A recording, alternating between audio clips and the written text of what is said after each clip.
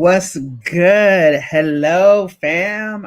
I am Sharon Irene Williams, your host for Shakin Shit Up. That sounds so official. I don't think I ever started the show that way before, but it's all good. But welcome to Shakin Shit Up. For those of you who haven't been here before, Shakin Shit Up is about sharing stories, creativity, and exploring the messages within them. This is the event that is the fire breathing conversation you want after you hear some dope shit. No diggity, no doubt. And so today I am so excited to bring on two of my favorite people. Plus, Michael B. Main to be here too. He'll chime in here and there. Love you, Michael. But we're gonna do the daggone thing. We're gonna have a great conversation, and we're gonna have some fun. I don't think I have anything else to share at the beginning of the show today. If my voice goes in and out, I'm just going to tell you I've been sick with a sinus infection, and it's going on week 2. And so if my voice goes in and out, just roll with me. And I might cough or something. That's just real life right now.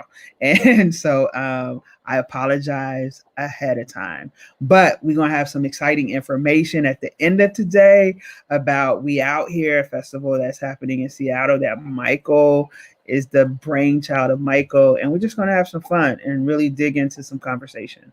All right, y'all ready to shake some shit up? Let's do the daggone thing. So the first person I would like to bring to the table is an amazing person. And I'm just going to read their bio and then I'm going to bring them out because they are so dope. And I've admired this person from afar for a very long time and had the chance, thanks to Michael and Mira, to meet her in person a few years ago. So Reagan Jackson is a multi-genre writer, activist, artist, podcaster, and international educator with an abiding love of justice, spirituality, and creating community.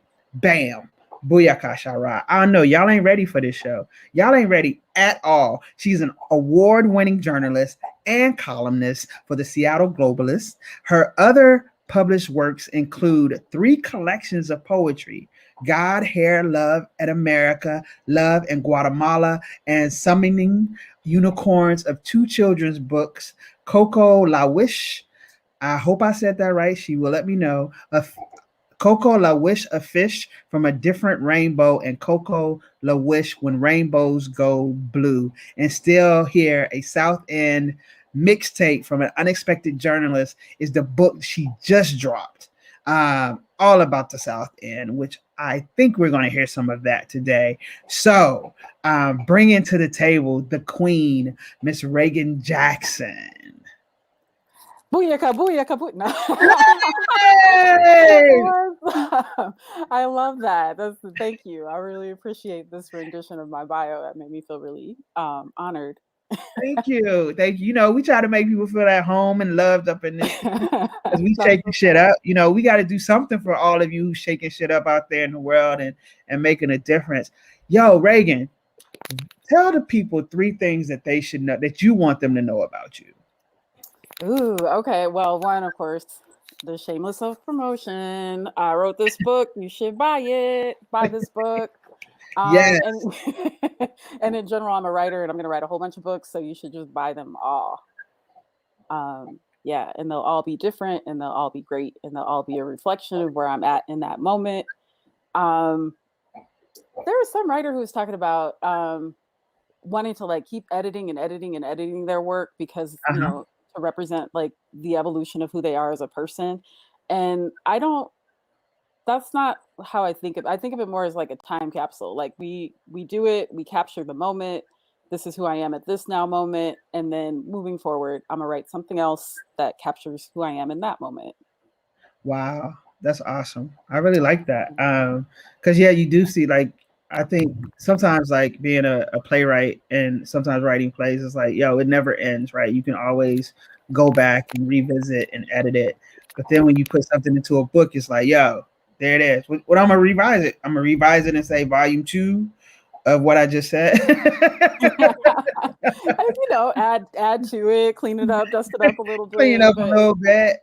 But I think about that because there's this feeling sometimes of that wasn't my best, or something like that. And it's like, no, it's not that it wasn't your best, it's that your best has evolved.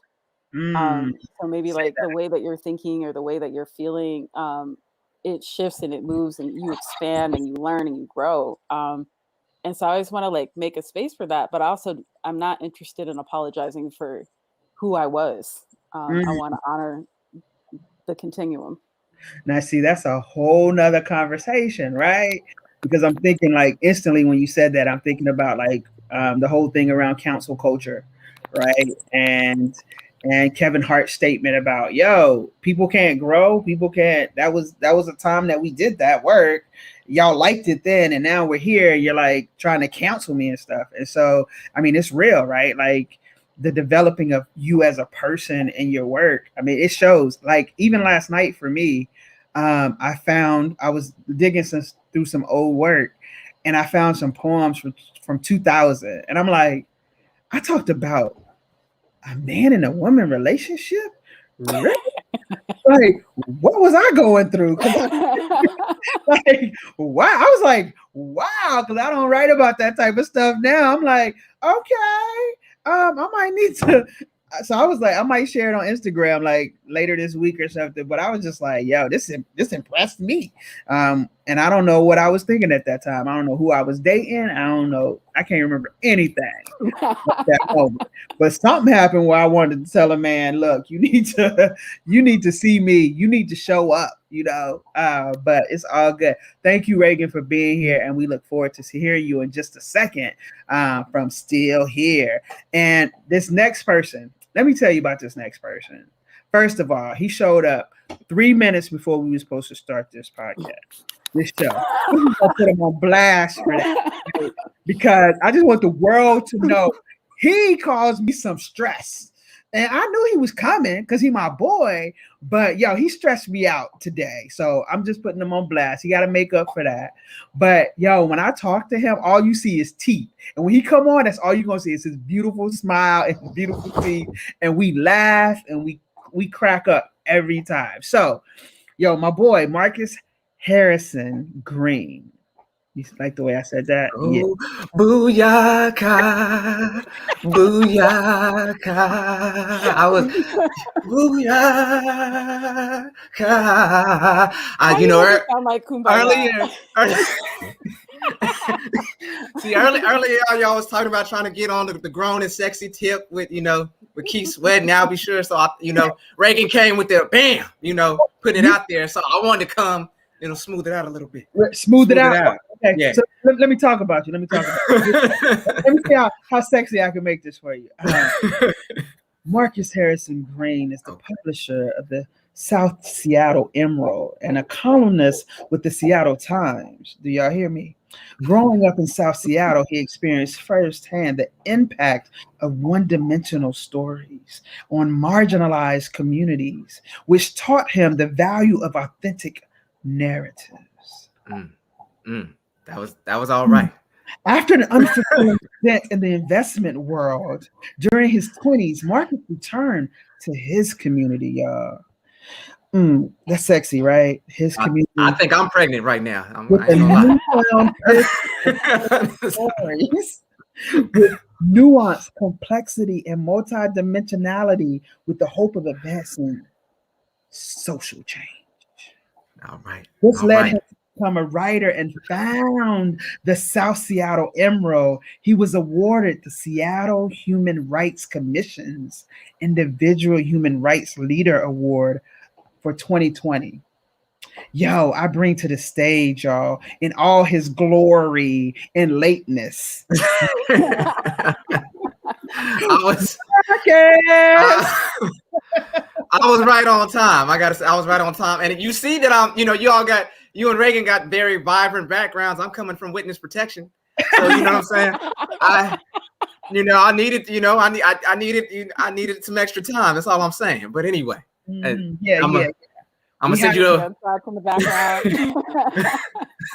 I'm gonna send you a paternity test in 9 months too. Yeah, Sharon. I want to apologize. Okay. To my mama and my daddy who probably watching. Like, I'm sorry, y'all. I'm sorry. It's the bald head, you know. It's the you get bald headed, you be like, nah. But anyway, I'm gonna stop because real talk, y'all. Marcus is like my brother, cousin, all that good stuff. We fam, no Good to be digging, here. no doubt. So Marcus, what is 3 things that the people that you want the people to know about you? Well, they obviously know that I stay getting cussed out by you. So no, number one is that I founded the Emerald in 2014, literally from my mother's basement. It's been around for 7 years and going strong, and here's to 70 more. Number two is that I also have a book coming out. It you know, it ain't gonna be, it might not be as good as Reagan's. I ain't gonna front to you, but it's still gonna be good. It's called Readying to Rise. RTR, Readying to Rise, drops September 21st. We're gonna have to do a nice, you know, smorgasbord fiestas of an event. It's gonna be a good time. September 21st. We getting, you know, we connecting the dots right now to try to get some live music and everything else. So, you know, I might sing a little bit. You heard that falsetto earlier. So anyway, and number three is that I am going to start delving into playwriting and potentially some musicals as well. I'm working with my brother Ben Hunter right now.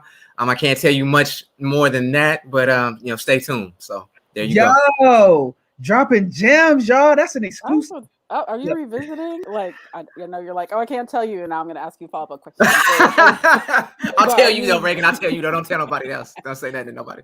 I ain't gonna tell nobody else except for whoever, you know, watching us live in public. Yeah, but are you gonna revisit the stage reading of the play that you did before? Yeah, so I am going to do. I'm turning that into a novel called Yes. called Caucasians Anonymous. It's, you know, I just leave it at that, and then the musical though, I'm working with Ben. You know, he's trying to be, you know, Lin-Manuel Miranda, and I guess I'll be, you know, whomever else. But yeah, we putting it together. Oh, that's fire.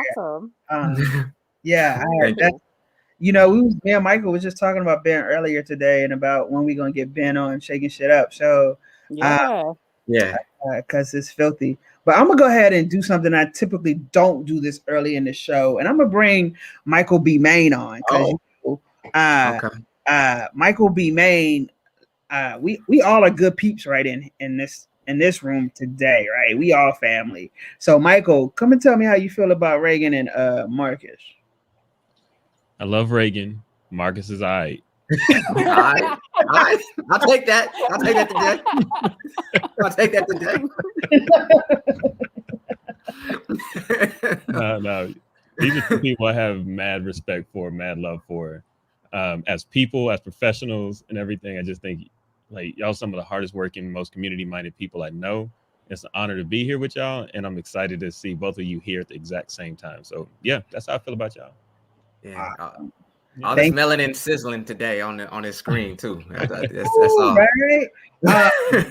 So yes, it's super hot, yo, and the way it's sitting on our screen right now with right now I see me, Michael, and then it's Marcus and Ray. It's like everything right now. I feel in love with you. But for those who haven't, commercial for we out here. Yeah, it does. And Sharon, ain't nobody interrupting us today. Ain't nobody interrupting us today. Okay. Okay, here we go. Shakin Shit Up. Shakin Shit Up. Shakin Shit Up. Shakin Shit Up. Shakin Shit Up. Yeah, good stuff. Right there. Yeah, that's everything. Okay. So those who haven't been to Shakin Shit Up before, we keep it live, as you can see. But if you have any questions, comments, or what have you, just drop them in the box, and we'll make it part of the show as well. So don't be shy, sitting at home, whatever. You know, you got something to say it, and we'll get it to us, and we'll let you know if we like it, don't like it. It's all good. Right. It's all real talk up in this piece. I So gonna we lie, this look like a remake of House Party 1 or something right now. Anyway, it's all good though. yeah, let's get it started. Hey Reagan, what you gonna share with us today? Ooh. Ba-da-da-da. I am going to read an excerpt from my book that you can purchase. Yeah, Yeah. thank you, Michael. Mhm. Yeah, so it's called Still Here, a South End mixtape from an unexpected journalist. And it's kind of a hodgepodge of different essays and articles, some that were written a long time ago and some that are more current and have been unpublished until this moment. And it's paired with a memoir piece about my experience as a journalist. And so I'm gonna read from Calling Out and Calling In White Media, which was originally published in the Seattle Globalist, September 22nd, 2016. The first and only article I ever published in my high school paper was an assignment for journalism class. It was about an event launching the newest Norton anthology of African American literature, edited by my shiro, Dr. Nellie Y. McKay, and Henry Louis Gates, otherwise known as Skip Gates Jr. Despite the momentous occasion that people from around the country had gathered to honor, my little dinky high school paper was one of the few to cover it. Why? Because that's how systemic oppression functions. What people of color think about, feel, do, achieve is often marginalized or not considered newsworthy. This is nothing new. My entire body of work is predicated on these truths. One, what I have to say is important. My life matters. The people of color matter. That our experiences deserve to be centered, validated, and shared. To that end, the articles I write are often stories that don't get told in mainstream white publications. And when I do write about, quote, mainstream issues, read shit that white people care about, I write from a perspective and in a voice that's not often heard. From time to time, I've made a point to provide counter narratives when hashtag journalism so white gets it wrong again. But for the most part, I'm less interested in being reactive and more interested in proactively promoting the incredible work that's taking place in my community, whether it's art, activism, or just a great South End brunch. In the 3 years I've been a columnist for the Seattle Globalist, publishing articles with the Black Girl Nerds blog, the South Seattle Emerald, Crosscut, and Yes Magazine, I have never been scooped before. You would think I would have experienced this journalism rite of passage, but I have a pretty good guess as to why I haven't. White media doesn't care about, slash, wants to ignore, slash, erase things that I write about. So I was surprised and surprisingly pissed off when literally 30 minutes before I finished writing what I consider still to be the most comprehensive piece on Natasha Marin's reparations project, the stranger popped up with a 5 paragraph nothing article breaking the story.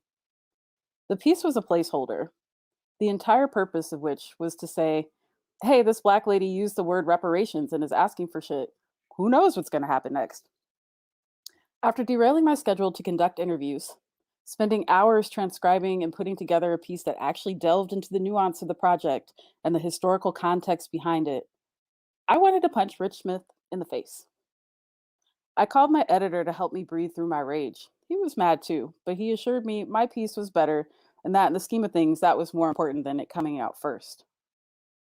Before long, reparations.me went viral, and I watched the story get picked up first by all of the local mainstream media, then by the Washington Post, and even the BBC. I was excited that Marin's project had become so well publicized. She is a fellow Black woman artist and a friend who's been creating fascinating work for years with little to no fanfare.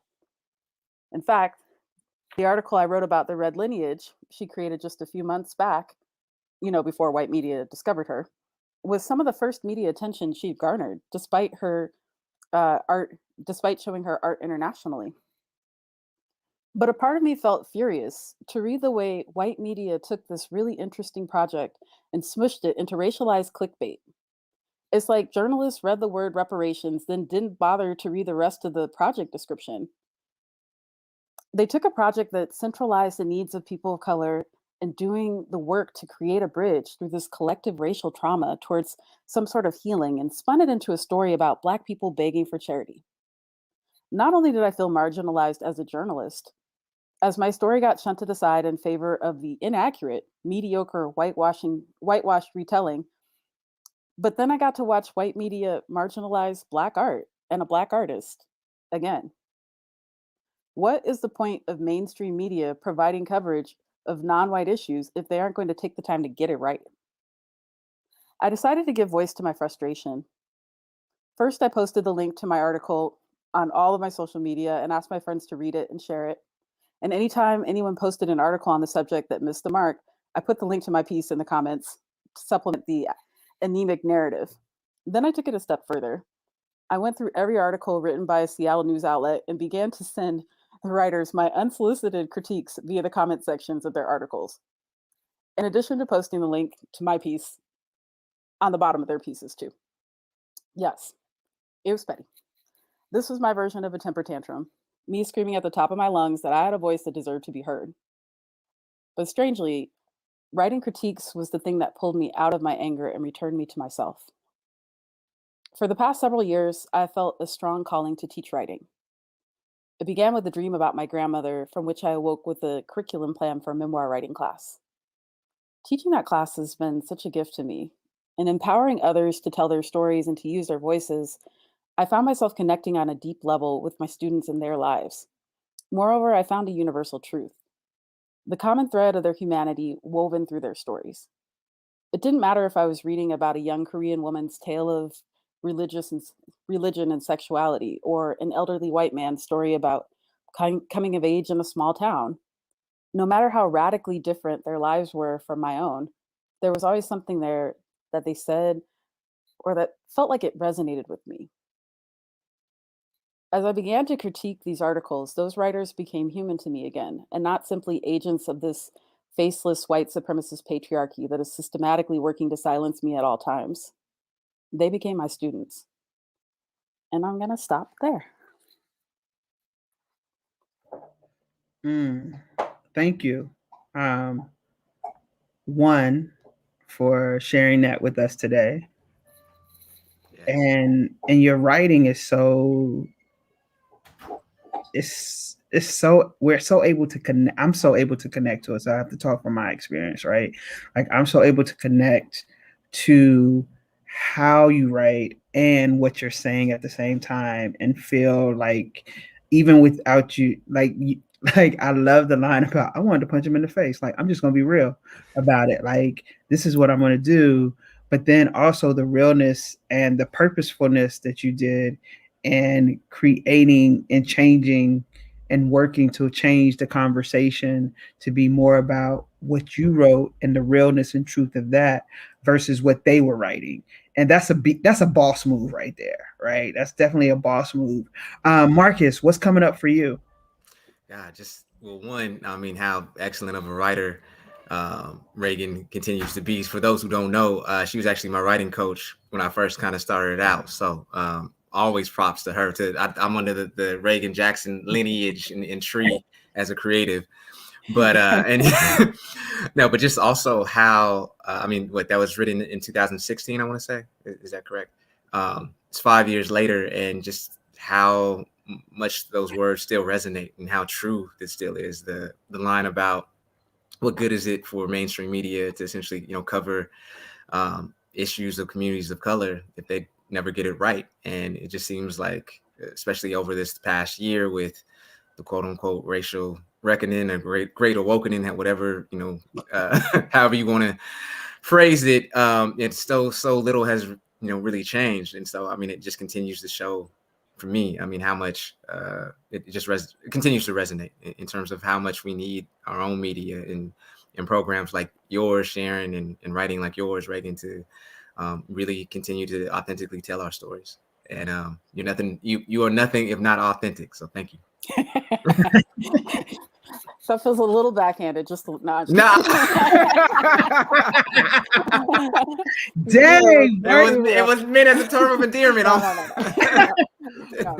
I'm taking it as an endearment, but and also like and I think that's the brilliance of the Emerald, as well, is that you created an organization that galvanized the community to do just that, to tell our stories, to amplify the work in our community.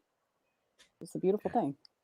It's an amazing thing. And I also love, Reagan, that like you were doing it for you, right? Like, I'm doing it for me. I'm going to troll y'all. I am going to put my piece in there. You are going to listen to me.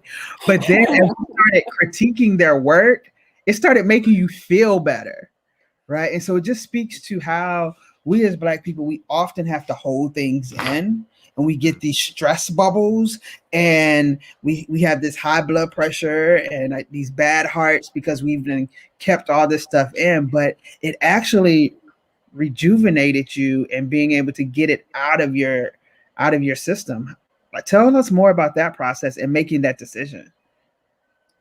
I mean, it was petty. I'm definitely over here, Petty LaBelle. Like, but also like I hit a level of rage that needed to be expressed. And this was actually probably the least destructive way that I could have done it. Because at least like it did. I think it needed to be said. And for me, it was an important moment as a writer to kind of step into the fullness of like, hey, like, I'm a really good writer. One, two, it's not just that I'm a good writer, it's that I understand what's happening around me and I can synthesize it and explain it. And when I was reading like some of the articles that I, was reading, I was like, were you even there? Did you even like, you didn't show up. You just like, you're like, oh man, I got 30 minutes and I'm on deadline. So I'm gonna write something up. But there was no depth, there was no feeling, there was no connection, and it wasn't really honoring what had happened. And that, I guess, was also something that's been really helpful for me and clarifying for me in terms of what kind of a writer I want to choose to be and what kind of a journalist I want to choose to be. I've always been somewhat skeptical of journalism. I know it sounds weird to say, but it's true. Like, for all the obvious reasons, right? For all the ways in which we're marginalized or poorly painted by media. And so to that end, like, I always feel like I have kind of one foot out. And it was never something that I did full time because I never wanted to be financially dependent on that industry. And I never wanted to feel trapped. Like I couldn't have the freedom to say no or to fully express like, hey, like, I'm not writing this crappy piece, or I'm, like, you don't get to censor or edit me in that way. Like, I wanted to always have enough freedom to be able to make those choices. Michael B. Main, what do you think about that? You're muted. There I go. Uh-huh. About what piece? About Reagan, what we're talking about right now. I saw you over there like this. And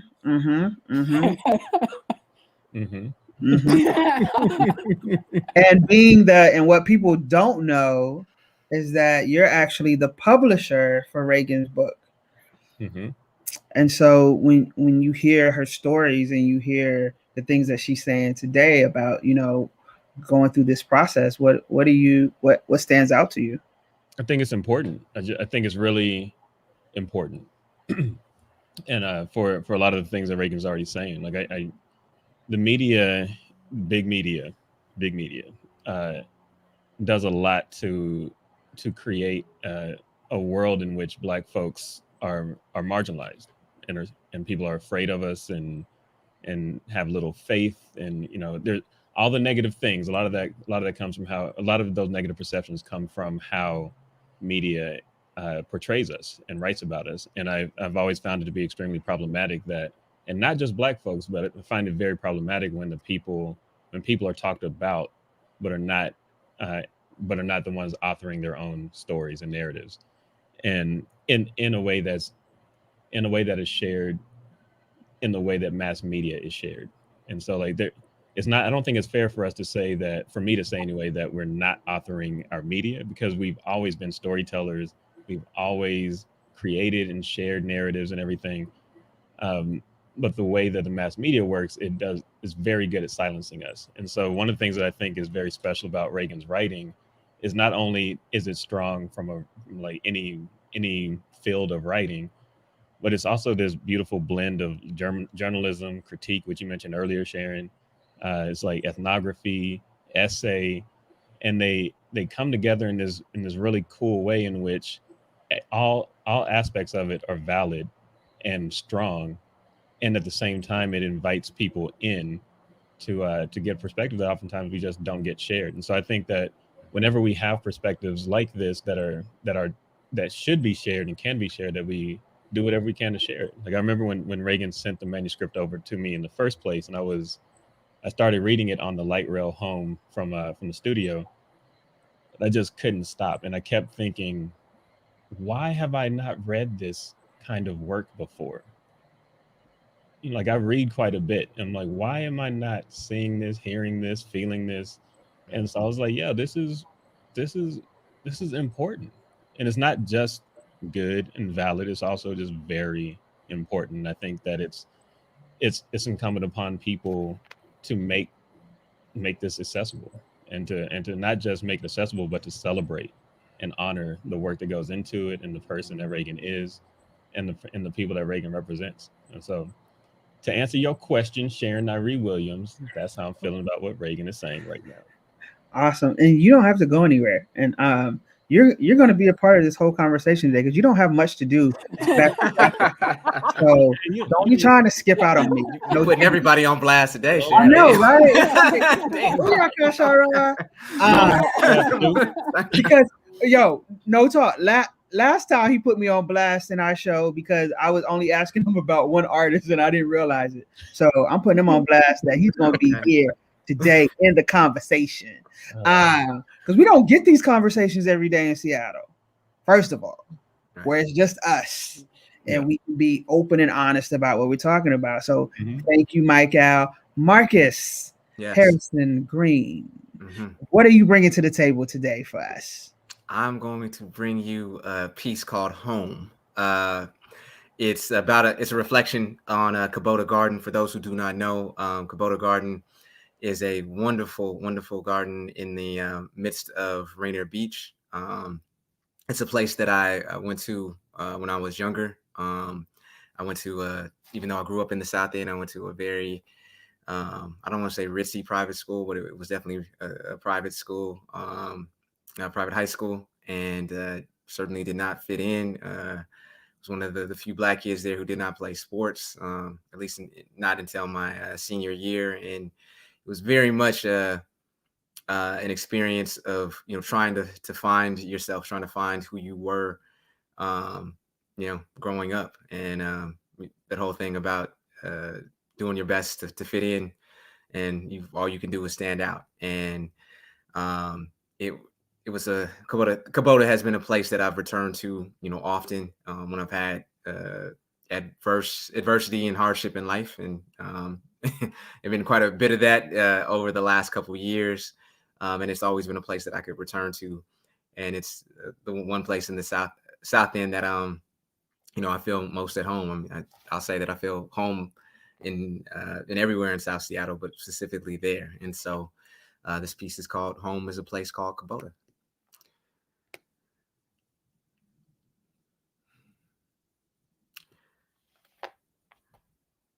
Throughout my life, Kubota Garden has epitomized the most powerful one-syllable word in the English language. And no, that word isn't love, as powerful as it is. That word is home. Because home, at least an ideal one, is where human love, peace, fortitude, and belonging are nurtured and absorbed. Home is a place that goes beyond just welcoming you. It accepts you for all you are, whatever you may be. You need no invitation to enter its safety and its refuge.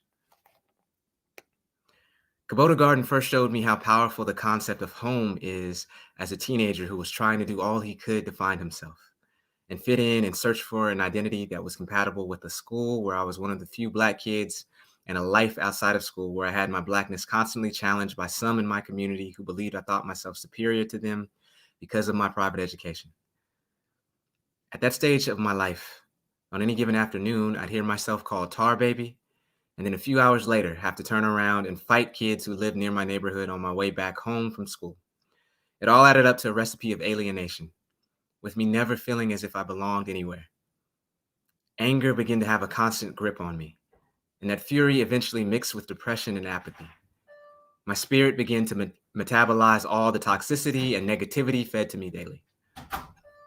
It was around that time I found myself walking up Renton Avenue, raging internally at a world that didn't seem to want me. And like a magnetic force, Kubota Garden drew me in.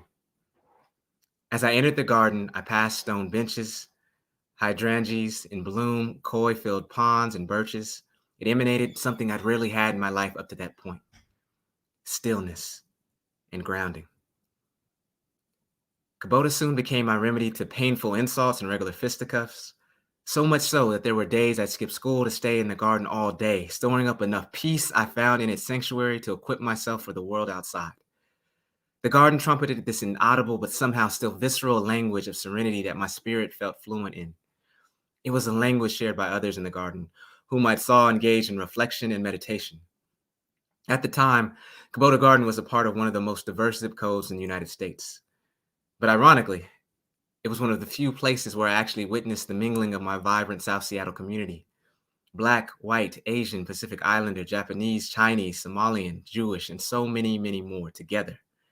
Their humanity hugged and affirmed by the boundaries of Kubota Garden. For those brief spells in Kubota, I witnessed an America that proclaims inequity and solidarity of humanity. That America that most of us hope for, but know rarely exists in practice. It was here on display for me every day.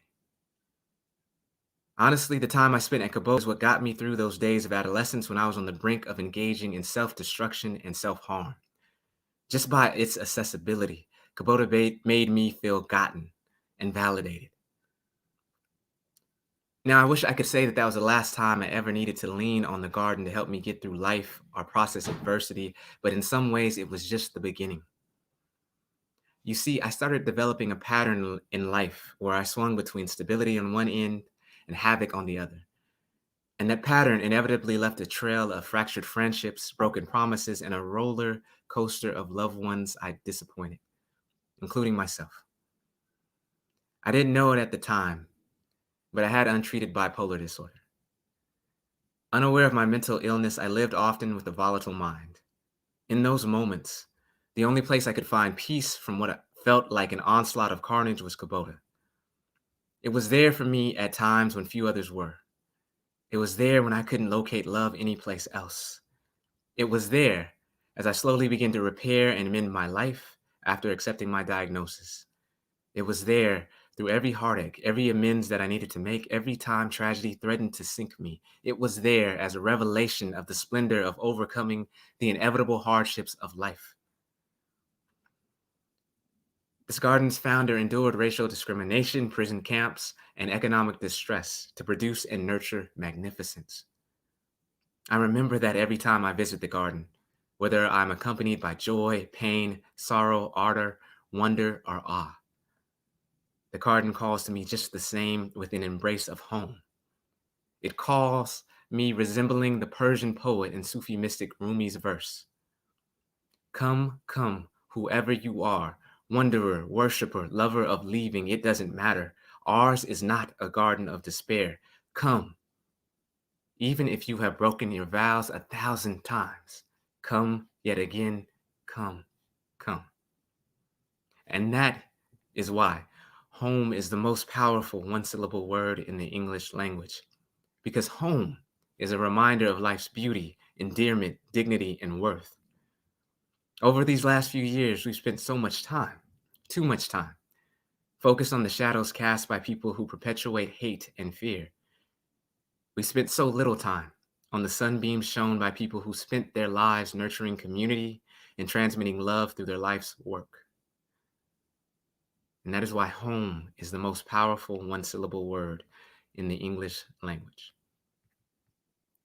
Thanks.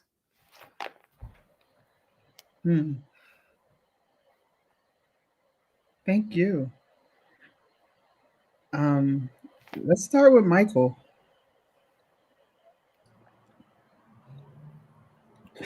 Mike, Michael is really gonna make me work today. He act like he ain't never been on this show. Like he don't be on this show every episode.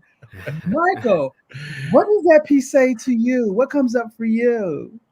Man, these pieces are so dense. There's so much. Well, there's a lot I can relate to. I didn't go to private school, but there's a lot that I can relate to in terms of being treated, like in a lot of the similar ways that you were treated, Marcus. What's coming up for me is I appreciate the rawness and the realness and how you show up in these pieces. I think that your discussion around like racism, being treated the way you were treated because of perceived like supremacy and things, and mental health and what you're doing with that, like those things I feel like are they're not conversations I grew up with, and they're conversations that I wish were more present in my upbringing, so that I could be more aware of all the things that are just a more complete picture of reality and various realities and everything. And so I really appreciate you doing. I didn't know you were working on a book, so props. And thanks. Yeah, and another thing besides, obviously you're a great writer. I appreciate that. That's all Reagan's doing. You're cool people. I appreciate that you cite your sources. And also, like, besides all of those things that I could just wax about, like we've done a couple of projects, and you often will say, let's do it at Kubota Garden. And I didn't know, I knew it was significant for you, but I didn't know how significant it was for you. So today I'm getting insights into the Marcus Harrison Green that I know and appreciate, but now I'm knowing and appreciating you even more. So it feels like a gift for me personally. And I'm really proud of you for who you are and how you're sharing all of your experiences, so that we can all benefit from it. I appreciate that. Thank you for sharing. Yeah, of course. Reagan, what's coming up for you? Well, I was gonna give you shit for using the word fisticuffs, like we in the 18th century, but no, I just love it. I love the piece. I have known that about you and your relationship with Kubota, and I'm glad that it's been a place of solace and a place that has helped you to heal. Yeah, so it was lovely to hear you read this piece. I also like all the layers to it, and kind of the backstory and the starting and kind of on the outside, and talking through like what are all the reasons why we need sanctuary, why we need a space, and then kind of going through like how it has evolved you and how home has evolved through you. So I like it. I'm looking forward to reading the book. Thank you. I got one person. I got one copy. No, two copies, because my mom's gonna get it. Two sales. I get my copy for free because she was late today. I'm gonna autograph it too. And my dad, he just texted me and he said, "Oh, so true." But okay, I have to do it. When I think of home, I think of a place where there's love overflowing. Okay, I just had to get that out my system. But I am so grateful, and typically my cousin Kim is typically watching this show, but it wasn't until a few years ago, when her and her daughter Ayana came out here, that I got to visit Kubota Gardens. And so, I had been here for 17, 18 years and hadn't even known that it was there. And I was like, Dad, this is in the South End. I used to go to church down the street and around the corner. I didn't know this was here. But at the same time, it also made me think of how, if we know more and experience more about other cultures, of how that can feed into us and help us through things. And then your bravery in sharing your story about, everything that has happened to us as kids, to where you are, and what has helped you get through that, and that being your place. And my happy place is Lake Washington, down on the water, in the Spectrum parking lot. That's where I go for refuge. Reagan, where's your happy place? Your solace. Oh, I'm sitting in it right now. It's my house. You got the sage burning today, Reagan, or is it? Yeah, there's always something burning around here. Okay.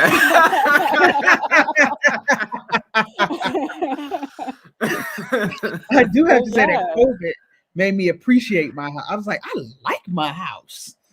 This is, and it's gonna be hard to get me to come out. Michael, where's your happy place? The studio. Okay. Mm-hmm. Mm-hmm. In the streets, in the basketball court, track for track and field, studio, in the streets, because I run in the streets. That's Literally run in the streets. Yes. In case my mom was watching, I mean running in the streets. My dad said his happy place is home. And he loves his house, and I love his house too, and my mom's house and my grandmother's house and everybody's house. But thank you so much for that, Marcus. And I'm just gonna call you out on that smooth voice that you was reading, y'all. I was like, Dad, he's bringing it, no doubt. I try to turn my Morgan Freeman voice on or whatever when a little younger version when I'm doing some readings. Anyway. And hey, Mama Main is watching, y'all. Shout out, Tan. Hey, Mama Main. No diggity, no doubt.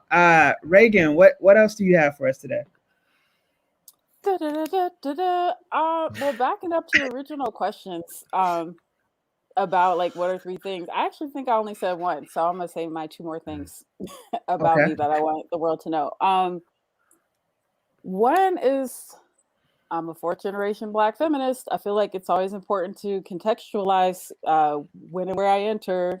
Quote from Paula Giddings, because it does shape how I think, how I move in the world, and who I am. And if y'all don't know about Black feminism, you can buy my mom's book, Theorizing Black Feminisms, and or her other book, Still Brave, The Evolution of Black Feminist Studies, because it's a game changer. And I think the third thing I was going to share was just, well, I've got like events and stuff I like to promote, but that's separate. I think, well, okay, so I was in an anthology called Black Imagination, and when we were doing the reading for Black Imagination, Natasha introduced me as the classiest person she knew, and I thought it was really funny. But also, what came up for me is I think sometimes people don't see me fully or see all the parts of me. And I don't know why, because I'm really out here. like I'm not really hiding anything. Like I'm in plain sight. I am who I am. But I'm putting that out there because I guess I just want it known that the energy with which you step to me is the energy with which I will respond. So if you're classy, we'll keep it classy. If you are, joyful, we can engage in that joy. If you come up at me crazy, expect that. So if you ratchet, then ratchet about to come out.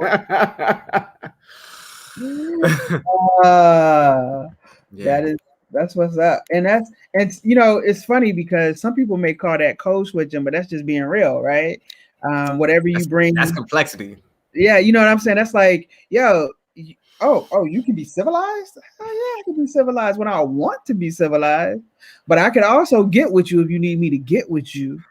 But that's who we are as people. We go through all of those things when we have Shaka Khan, I'm every woman. No. I used to use the TI line, with Reagan. It was, she was articulate, but she was quick to snatch a Negro by the collar quick as well. So.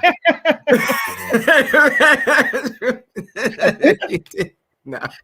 Anyway. What I say, like only if necessary. I am situationally appropriate. So let's, I like to elevate the situations I'm in for just that reason. That's what's up. I appreciate Absolutely. that. It's real talk. So, what you gonna do for us? You trying to get me to play the ukulele? That's what's happening right I, now. yeah, I'm so ready for the ukulele. Yo, when I saw her, when I saw Reagan playing the ukulele, first of all, I don't think I ever seen a black person play the ukulele. Second of all, yo, all in on the ukulele. Yo, what's up, Charles? I love you coming in from LA. All right, now I can hear you saying that, Charles. Yo, so I know it's sitting right beside you. Yes, Sunny is here. And so while Marcus figure out what he's gonna do next, yeah, we go because Marcus gonna close us out next. But what you got for us with the ukulele? And tell us why you started playing the ukulele. Because that's it's not the drums, it's not the guitar, it's not the keyboard. You ain't DJing. You went and grabbed come on now. You gotta tell us. It's so funny. I walked into Coyote Central the other day during Feed the People, and Targ is like, yo, is that a ukulele? And I was like, yeah. And he's like, man, black people be nerds too. And I was like, side eye. What you saying? Okay, I mean, yeah. Well, I have to say that Charles, my friend Charles in LA says, yo, I love a good ukulele player. Thank you, Charles, for showing love and appreciation. So, backing up, this has been a rough year, y'all. Like, it's been rough, and I feel like I don't know what is it. I feel it's cliche, but it's the best of times, it's the worst of times. Like, there's lots of stuff to do, and I'm really engaged in life, and it's been hard.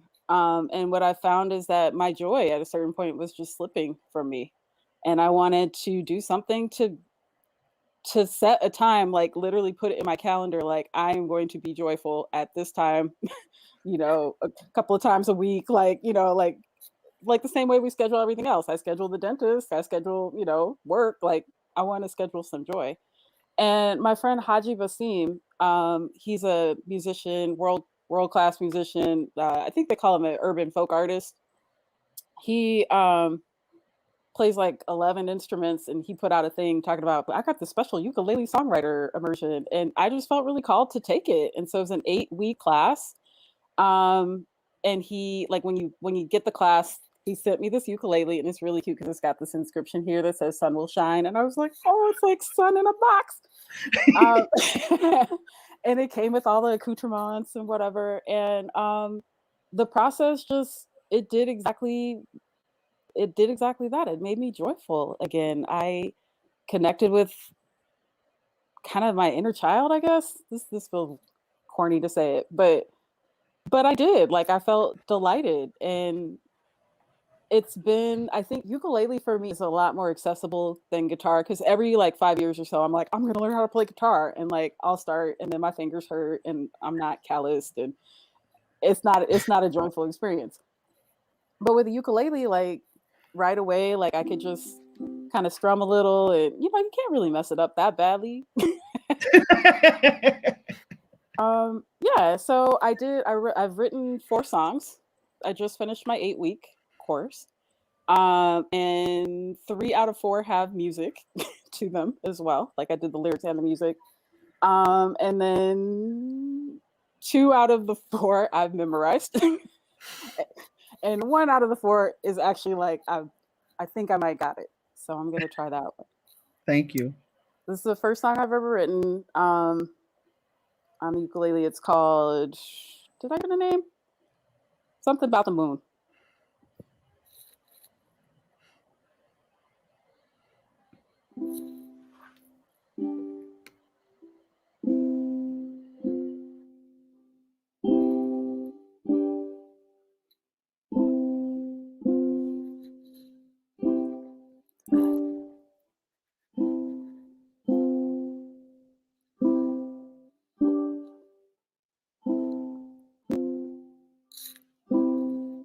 sitting in my backyard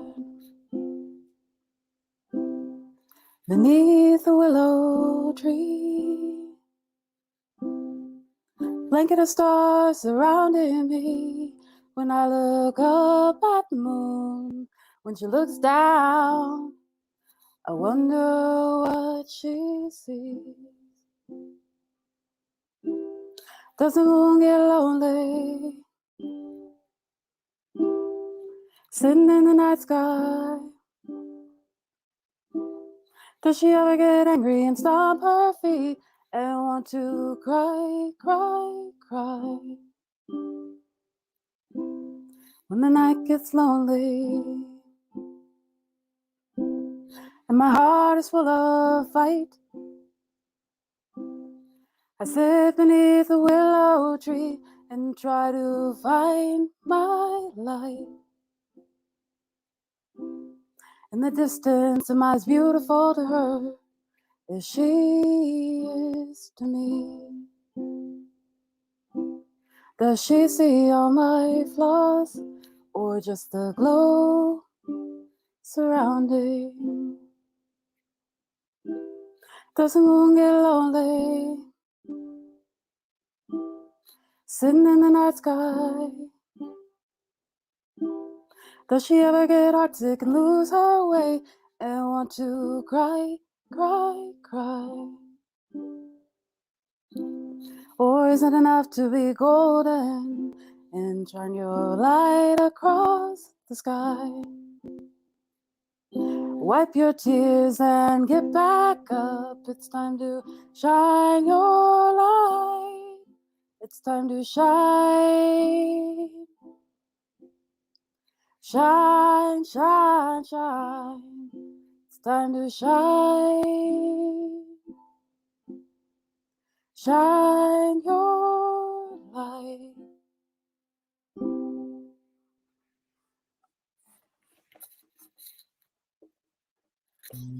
Yes, thank you so much. You just made a whole bunch of people just be like, yo, they went to Amazon.com, like, can I ukulele? How can I get ukulele? Yeah, Um, can me and Ben get that for in the South End? That's gonna be the it's gonna be a take on In the Heights, but it's just gonna happen in the South End. So we got no, you.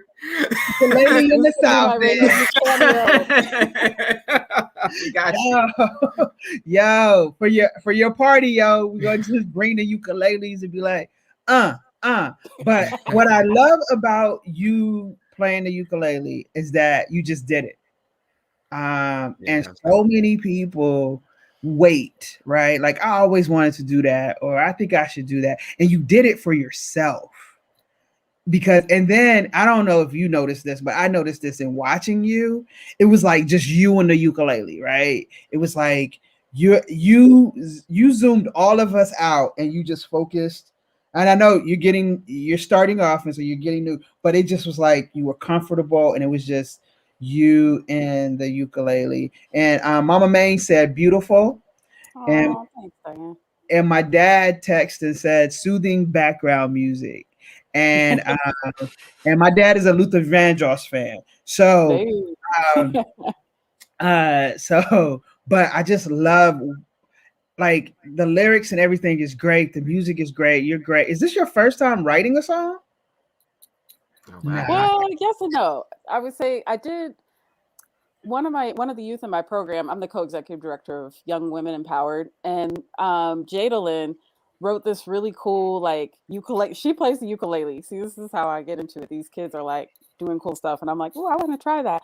And so for Ignite, when she sent in her ukulele submission as a creative share for our annual fundraiser, I ended up writing words to her song as a welcome song. So that was like technically my first song, which was also this year. I mean, so I guess yeah, this is a start for me. This is something different that I haven't really done before, which is kind of why I have to tune y'all out because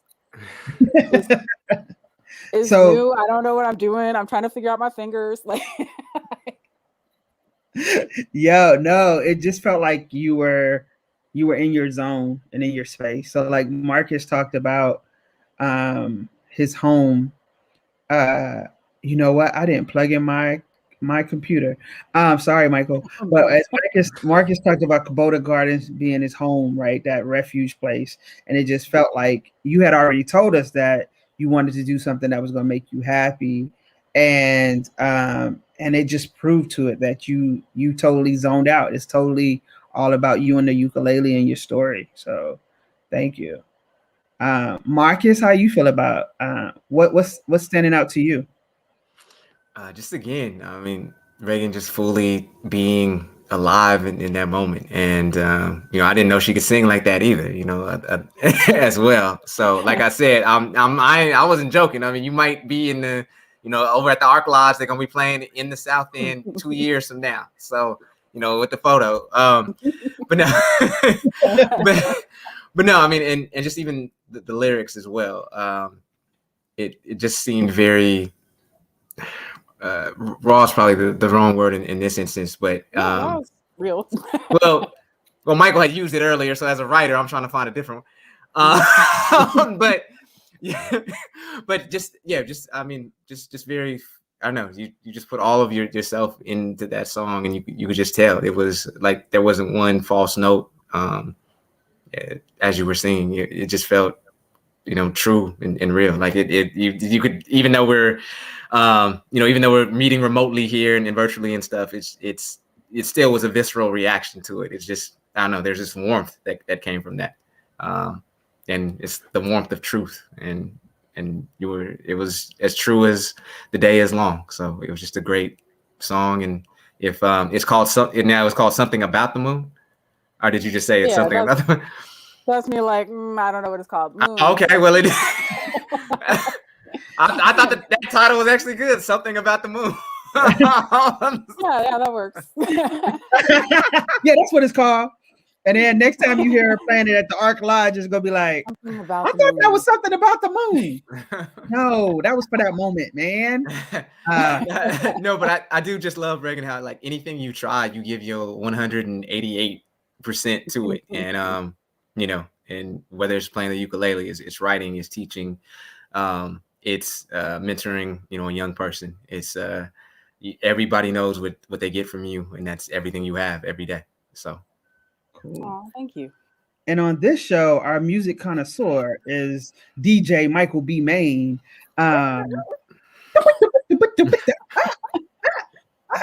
Mike, what I bring up to you? We got the remix coming. No.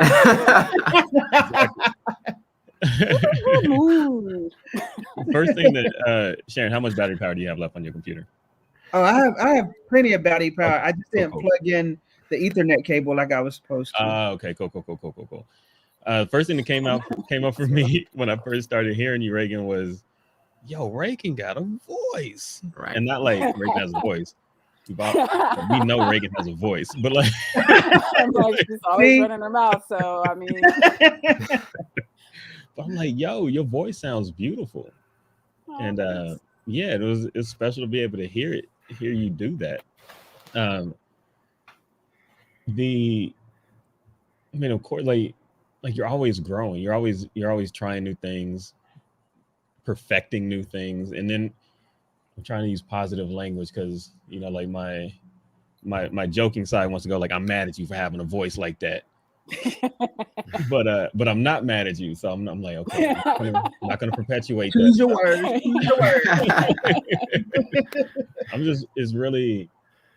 It's really cool to see yet another talent that you possess, and then to watch you take that and then develop that.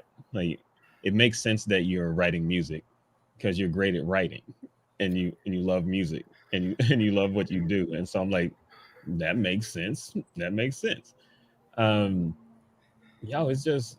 just special. Plus, looking at your face, seeing how happy you is, at least you seem to me, you looked happy in that moment. And to just watch, I don't see enough Black joy or joy among Black people, period. And as much as I see, I still don't see enough. And so it's beautiful for me to see that in whatever form it takes. And it reminds me to take some time to experience my own joy, because I don't do that enough. And my mama's watching. And so, Mama, I hope you take this and make some time for your own joy too. Don't cuss me out. Don't cuss me out. Cuss I'm him waiting, out. You know I'm it's waiting for coming. that comment to come through. The comment gonna come through in a text message and a phone call. I hope Mama Man got on that bike and out there on that bike getting it in. Uh, Yeah, uh, so but props. Yeah, that's props. yeah. That's dope. And of course the lyrics, everything, Yeah. good. Positive, everything. But it's to me, the thing that really stands out is just how special it is to see you in that space when you do that. Oh, Uh, thanks. Mama May said, Michael, I knew you would go there. Hmm. Uh, I get it from I get it from somewhere. and then somebody said in the comments, I can't wait for the album.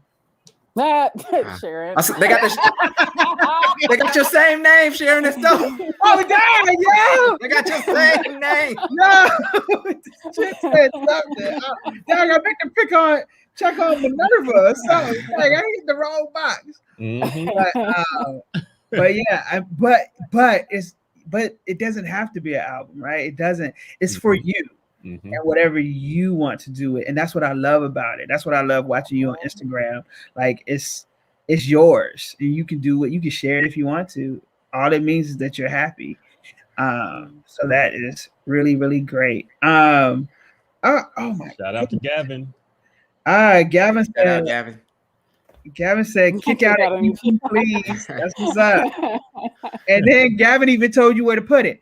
Drop it on Spotify. Okay. Right there. That's coming from another musician right there. Gavin is I know, dope. right? Yeah. Okay, that's what's up. I love it. I love it. I love it. Oh, and before we go to Marcus's final piece, Reagan, can you tell us a little bit about why we? Because you mentioned it, but you didn't tell us any information about it. And I put the information, the website in the chat already. So can you tell a little bit of people about why we? Yeah. So yeah, I did mention I'm the co-executive director of Young Women Empowered, or Why We, and we always talk about all of the programs that we run, like their mentorship programs. We work with young women, trans, non-binary identified youth, ages 13 to 19. Plus, we have a strong alumni cohort now as well, kind of that 19 to 24.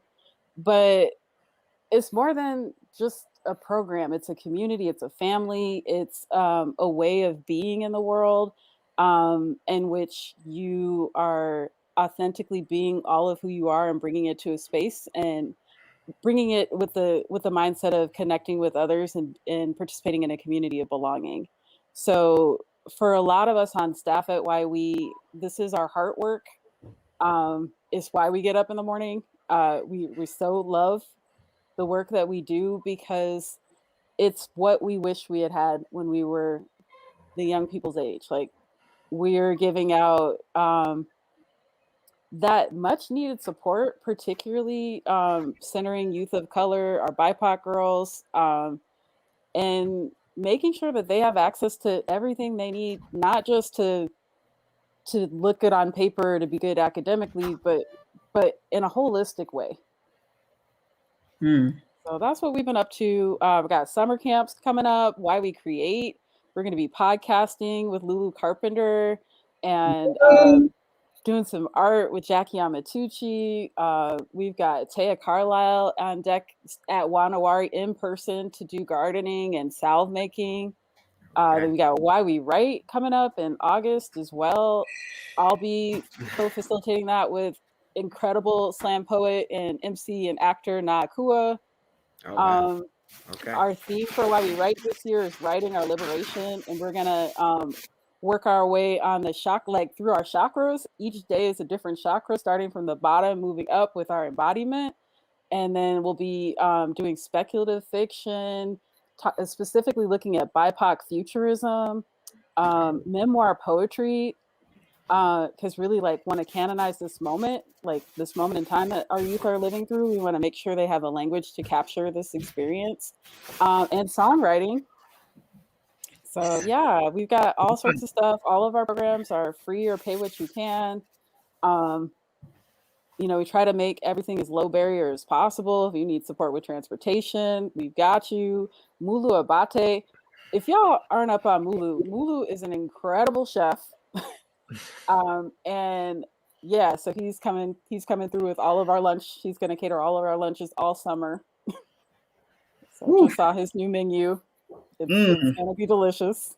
Yo, yeah, so come there's something through. for people to do. Don't say you don't have nothing to do. Yeah, no, we got you. You need something We to got do. you. And we're intentionally like in person because that's been the feedback from our youth is that they've been really grateful that we were all online last year in order to make it accessible for them with COVID safety concerns. But they're like, we are so tired and we want to be in person and we need to see each other. So we're doing our best to do small cohort programming out of Coyote Central, El Centro de la Raza, Wanawari, and Seattle Girls School. Awesome. Thank you. Yo, first of all, thank you for you and your entire staff and team for all the work that you're doing and all the contractors that you're bringing in. That's amazing. And then Jamaican Princess says, yes, more Black joy.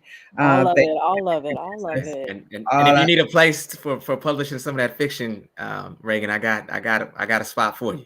Mm-hmm. I appreciate it, and I will definitely we'll be compiling and putting it together because we definitely want to do that. And then I also just wanted to mention the Blackout that's coming out because one of the other things that YWE has done that I shouldn't say I didn't expect them to do it, but last year Mary Williams and I were in conversation about the space at the Chop and wanting to do a Blackout there. And unanimously, my entire staff was like, because I was just going to take a day off and, do it on my own. They were like, oh no, we want you to take it as a day on and mobilize all of us, allies and Black folk alike. Like, we want to come together to support this Blackout.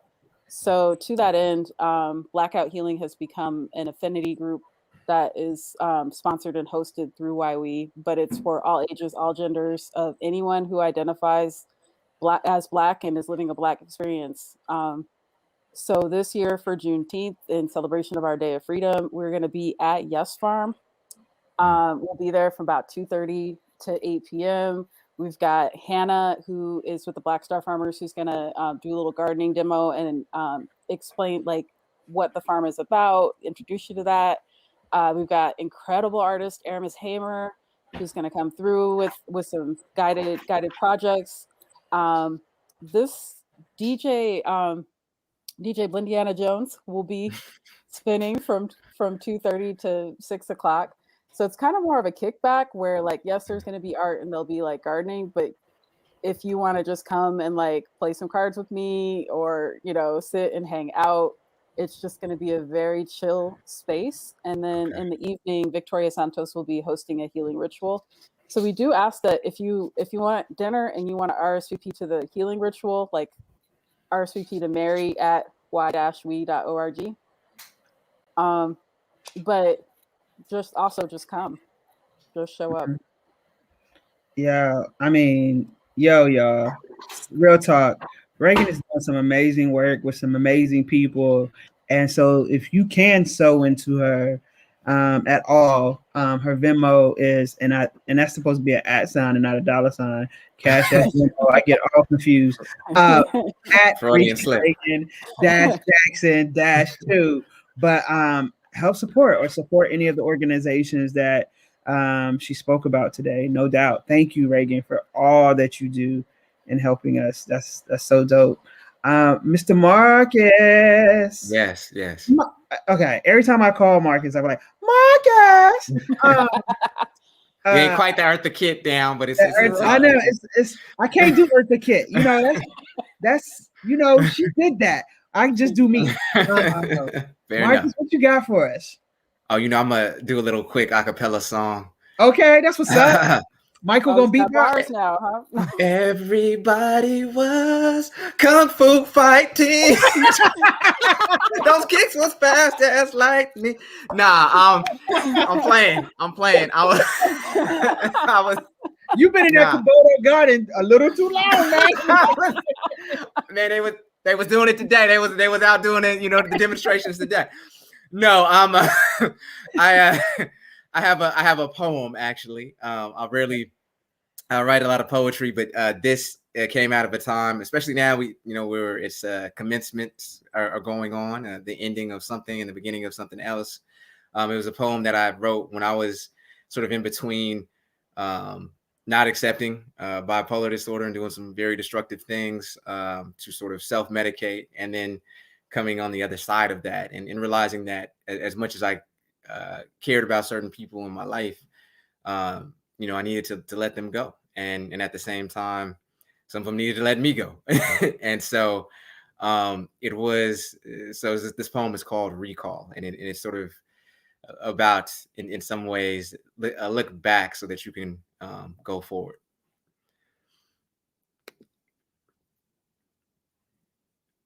I remember the might of hellos and dirty laboratories, majestic words unlocked by reluctant caffeine highs, assembling puzzle pieces of a dream, a disbelief in rising stars, feathers sheared to mimic Michelangelo, an unkissed face lit by the sun's mercy, songs belted with a whole heart, trails sought by two and found by one, a mother's anguish for a child's touch, the silence of untold truths unmistakable from lies, honesty turned in too late to be given full credit, cowardice of the heart, and tardy defenselessness, too many untrusted tomorrows, the cleansing flame of goodbye. And one day, I'll remember a stolen dance with happiness, what love looks like without mascara. You. That's it. I know we had a 7:15, close out, so I just wanted to, I was like, let me do the small poem. Yo, no, that's the poem. Oh, okay. I was like, let me find a small piece because let me. Don't be cheating us. Don't be cheating us. I didn't, This was your Darius moment, right? Like throwback to Love Jones. I just watched that this week again. I forgot about that flick. Yeah, that was good. That was Isaiah Washington was in there too, right? Yeah. Okay. Mm-hmm. Yeah. Yeah. Neil Long. Lorenz Tate. Yeah. It was Bellamy. Yeah. Oh my God, Bill Bellamy was. Yes, it's on Netflix right now. Yeah. Oh, okay. Okay. If you need a refresher, but I did give me to the y'all. Yeah, man. It's got to be ocean. I'm the blues in your left side, funk in your right. I don't know. Yeah. I think that's the first poem. Like most of our generation of Black folks is like, oh, I know that poem. it had a dope soundtrack too, though. It had a dope soundtrack. Maxwell, I think, and a couple other folks. It had a beautiful sound. Sorry, y'all, if you hearing rumbling in the back, that's Duchess. The boom she stole from the neighbor's house today. And Duchess, cut it out. Thank you. Sorry. Reagan, what does, other than Yimmy Love Jones, what do you think of Marcus's creativity? I think it's cool because it's so rare. I think that you share your poetry as opposed to your journalism. I feel like you lead with more of the facts and stuff. And I know you closet romantic, so it doesn't surprise me that you be all out there. But yeah, it was cool. Awesome. Thanks. Mike, what you tell Marcus how you feel about his poem?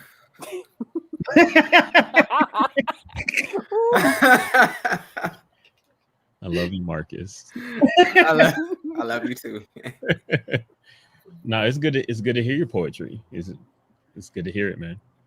It's good. I appreciate tonight that you showed up and you're showing so many parts of yourself and painting a more complete picture of who Marcus Green is. And thank you for that. Damn it, Marcus Harrison Green, man. It's all three names, bro. Yo, I know. I'm playing. I know what that is. I'm sensitive about my shit. I'm playing. Yeah. I'm playing.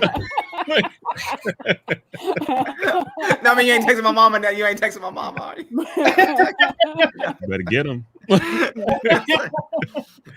My fault, Marcus Harrison Green. Yo, there's so many Marcus Greens out there, yo. I feel you. No, man. Props. Seriously though, props to you, and thanks for sharing that. Thanks for sharing. It's good.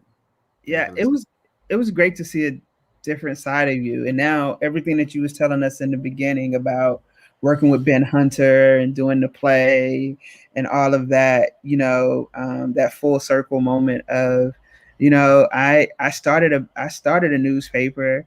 Yes, I did that, but that is not all of me. And I think you brought more of yourself to the table today, and I really do appreciate that. And I appreciate it more when we eat that pizza and yes, we'll pay for it. All y'all is invited. I'm only paying I might show up for that one. Are you gonna come for the? Okay. I love Okay, the now. clarification, Yeah, our just in pizza. case, don't get it twisted. Okay, cool. No, but I will say, just real quick, when I was, I guess we're all around the same age. I want to say that Michael, you what, 52, 50, 60? Yeah, I'm moisturized. Okay, I know you got that cocoa glow, that the queen of lean, that green tea that we use. Yep.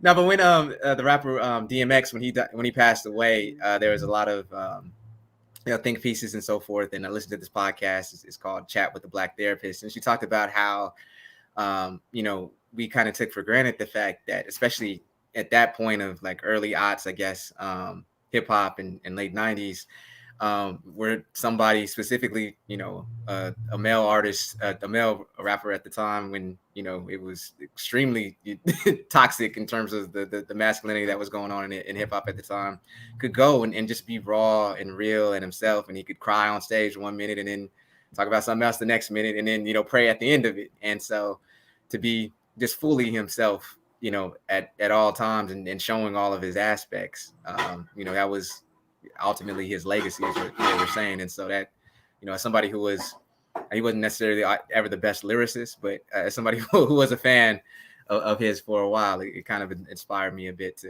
to walk more of that creative path, going forward. So he might not have been the strongest lyricist, but he was the best prayer ever. Yes. You feel healed after a DMX prayer. After a DMX prayer, man, I fall on the altar. I'll be like, yo. Yeah, I saw some people getting up out of wheelchairs and everything. It was near. That's fire. And so, Michael, I think we got some graphics that of Marcus's book that's coming out. Some graphics? I think he sent like 3. I know you put one up earlier. I know you got one. So everybody can see the lovely cover. Michael is tripping.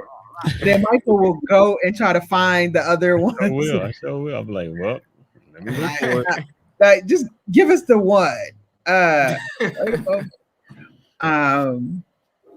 Do you have it? Who did the cover for you? So this is my friend Vladimir Verano. He's a huge John Michel Baptiste fan, and so kind of wanted to try to emulate some of that style a bit. But yeah, so dropping September 21st, collection of mostly revised work, but also a couple new things in there. It just shows the evolution, kind of like how Reagan was saying that you go from where you were in 2016 to today, and at writing as a 33-year-old man, it was different from writing as a 40-year-old man, but at the same time, I'm proud of all of it. Wow, you said your age in public, like that's a first. Oh, well. I mean, being honest, you want to say, why are you counting the years? No. I count the moments that take my breath away. I think that's what Prince said, or something like that. Mark is trying to get receipts, like, yo, I've been in this thing for a minute. I've been in here, no doubt. So we're looking forward to the party to celebrate the book. I'm trying to host it at obviously a Black-owned establishment, so potentially Von Bonna down in Renton, and I know they just opened one in Seattle as well. I think it's on 12th and Jefferson. No, 12th and Jackson, I want to say. So, please stay tuned. So, Cobain. Thank Yeah. you. And let me know if you want to bring it to Langston. Oh. Performing Arts Institute, you know? Okay. You know people. Yeah, I you know, I didn't want to, you know, I didn't want to leverage some of them relationships, but I Oh, will. I mean, No. you don't want to leverage relationship, but you want to be 3 minutes on time. Okay. Man, I showed up fully though. I showed up fully. You did show up fully. I feel like I had your, like, I don't know, your phone is probably blowing up. Well, it's dead, so I know I'm about to get Oh, like when it does turn on, it'll be 70 messages or something. yeah, and then because usually we put up like donate to the artist, but Marcus has asked that you donate to the South Seattle Emerald in honor of him being here today. So thank you, Marcus, and for all you do. And the beautiful thing about putting this show together, right? I didn't know that Reagan taught you how to help you with your writing, and so that's really beautiful. And then I didn't put it together until we started the show that y'all were both in the South End. So I should have called the show today South End, shaking shit up in the South End. That's the best end. So yeah. Represent, no diggity, no doubt. Rainier Beach, what? Yeah. No doubt. So I appreciate both of y'all for hanging out, y'all. Please, during this show, everyone, we've put up their social medias, we put up their websites, we put up their who to donate to, how to get money, and the things that they're doing. And please, we put up their flyers, so you have all that information. Yes. This podcast lives on YouTube and Facebook and on my website, and so please support these creatives, because you know they're out here doing the work that that other people scared to do, and to step up and say the things that they say and to be the people that they are in community is everything. And so we have to be gracious for that. The things that our children don't get in school, they get from these two individuals right here. And so, and the things that we don't get as an adults and we want to be fed, we get from these two people right here. So let's continue to bless them with that. And Christian, if any of your listeners know Mackenzie Scott, you could tell her to holler at us with some cash and some ducats. There it is. Somebody hit me up with that yesterday. Like, tell Mackenzie Scott to hit me up. No diggity. Also, Michael, this show is a part of something that you're doing that's really big. So tell the people about We Out Here. We Out Here. Reagan said it best earlier. Like, I'll be out here. We Out Here is a celebration of Black existence and Black excellence in all of its forms, not just the academic, in the Seattle area. And it started off as a portrait series because I kept hearing people say things like, there are no Black people here. There are no Black people here. I wanted to hire somebody who was Black, but couldn't find any. And I kept thinking, well, why are people telling me, a Black person, there are no Black people here? Because to tell me that to my face is to erase my existence. And yeah, and I was like, that's not cool. And I wanted to do something about it just for me personally. And that's one of the themes here is that I'm seeing is that a lot of what we do it for us, and then it turns into something else and it grows. But I started off doing a portrait series, just photographing Black folks that I came across that I was like, yo, you doing cool stuff. And actually, both of the people here as guests have been people that photographed for the series. And it eventually turned into We Out Here, the festival, because when given the opportunity to show the work, I thought it was more important to bring people together so that we could celebrate each other in space than to look at their faces and read a bio or something. And so that's what it grew out of. And I'm collaborating very closely with Langston. So shout out to Langston, the organization. Thank you, Jasmine and Tim, all your work. I'm trying. Jasmine, Jazzy Jazz. Oh, yeah. Jay Scott. I know I'm sounding mad monotone right now. I'm sorry. That's how my voice is. I'm trying to inflect. I'm trying to. I'm much more excited than it probably sounds. I got this is what I do. We got your booyaka. Yes. Yes. Oh yeah. So I'm trying. I've always been a monotone person. I will try to inflect a little bit so that you know that I'm awake and whatnot. But no, it's something I'm really proud of. it is it's a celebration. So people come in. We have an unplugged style concert tomorrow. This evening, Marianne Osborne and the Mahogany Project are bringing, and I don't want to mess it up, so I'm gonna read it.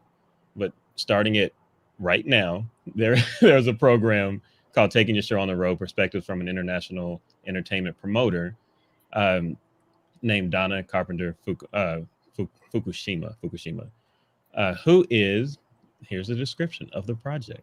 Are you a solo artist, musician, or in a band and want to take your act on the road? Not sure what you need to make this happen? And what do you do once you get there? Join a lively discussion with business entrepreneur and past international promoter Donna Carpenter Fukushima. As an international promoter for over 20 years, Donna will share her experience and perspectives on what successful tours look like, the players in the music business game, building a fan base, and how to have longevity in your career. Moderator Marianne Osborne, love you, Marianne Osborne, Yeah. and the Mahogany Project. The conversation will be followed by a Q&A, that's question and answer. And you can find that and all the other programs coming up at weoutHereSeattle.com. But yeah, there's music, there's workshops, performances, and there's also we're trying to highlight other activities that are going on. I think it's important, not just we, but I'll speak for myself. I think it's really important to recognize the other work that is going on, especially around Juneteenth and all things that are celebrating Black people, Black existence, and Black excellence. So if you visit the We Out Here website, there are also several partner organizations that are up there. And if you know of anything that we don't know about yet, let us know, and we'll do our best to shine a light on it so that more people can be aware of what's going on. And that is my spiel.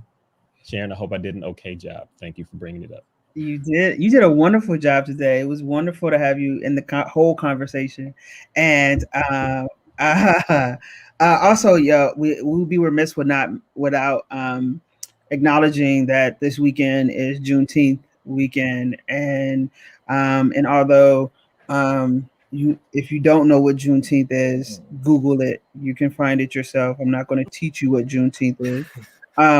But also just know that we still have a lot of work to be free.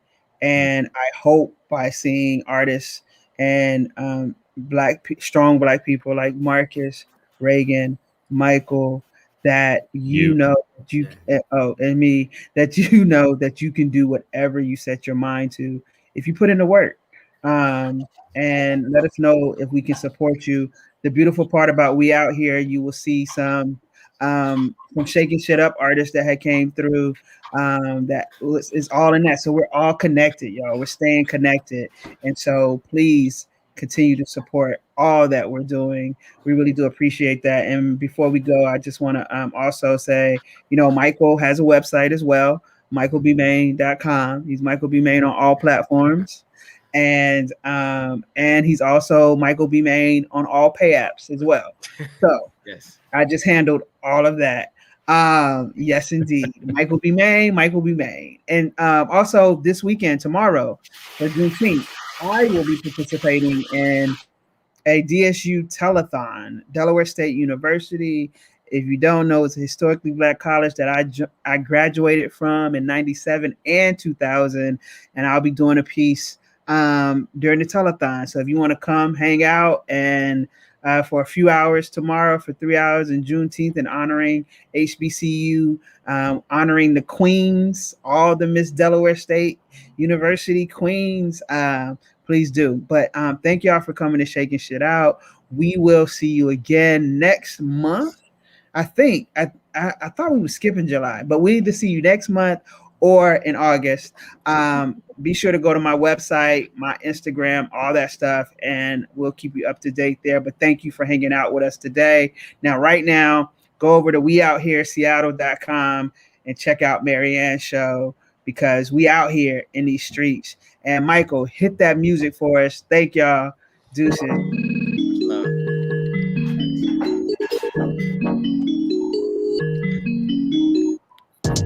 Shakin' shit up, shakin' shit up, shakin' shit up, ooh, shakin' shit up, shakin' shit up, shakin' shit up, shakin' shit up, ooh, shakin' shit up.